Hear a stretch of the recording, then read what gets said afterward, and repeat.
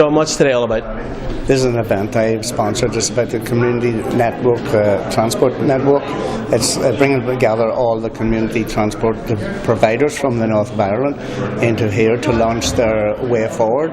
It's open to all parties, and I'm very delighted to see there are many representatives from each of the parties that are here in the Assembly.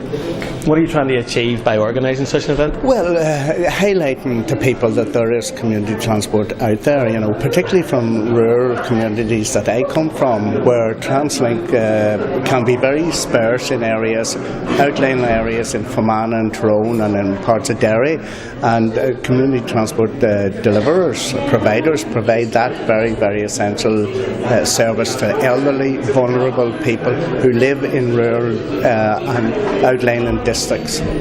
People living in cities, of course, take for granted excellent transport links and don't get the importance of providing community transport in rural areas. And I was talking to some of our own members, including our new member Martin O'Miller, and he was saying, we have fairly good network. We have the trains, we have the buses, we have taxis and the black taxis, and that's good. And I think that service could even be qualified and made better. But rural communities do be isolated, and when TransLink make cuts, that means services out to rural districts like in my own area, Rosslea or Balleek or Garrison, and the rural network transport, they provide that very essential service. I think that there should be more joined upness between all the transport providers, and we did a review in the DRD committee whereby there is a pilot scheme going, but there could be more joined up thinking between all the providers, including community transport providers.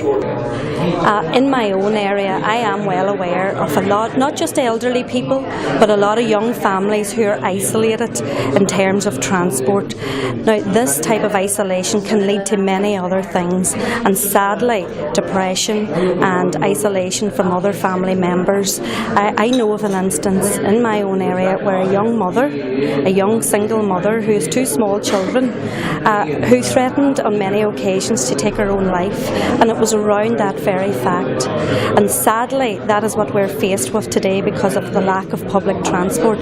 So I support the initiative that's been launched here today.